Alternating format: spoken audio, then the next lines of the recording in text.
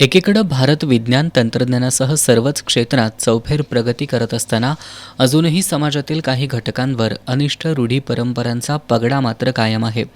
अंधश्रद्धा निर्मूलन समिती समाजानं अशा परंपरांच्या जोखडातून मुक्त व्हावं यासाठी प्रयत्नशील असते. समितीच्या वतीनं याचाच भाग म्हणून जटा निर्मूलन केलं जातं.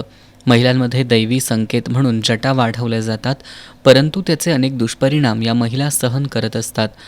अशाच पद्धतीनं रूढी जपण्याच्या नावाखाली सांगली जिल्ह्यातील भोसे गावच्या मालन संभाजी खामकर आणि पन्हाळा तालुक्यातील कणेरी इथल्या शांताबाई कांबळे या गेल्या अनेक वर्षांपासून जटांचं ओझं घेऊन जगत होत्या. आज अंधश्रद्धा निर्मूलन समितीनं या दोघींनाही जटामुक्त केलं.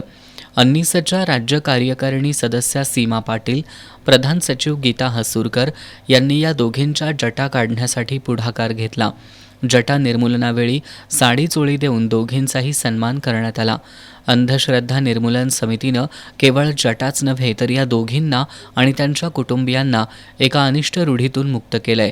यावेळी रमेश वडणगेकर, बबन कांबळे, तासगावच्या रेखा सपाटे, सांगलीच्या विद्या गायकवाड, सविता थोरबोले आदी उपस्थित होते.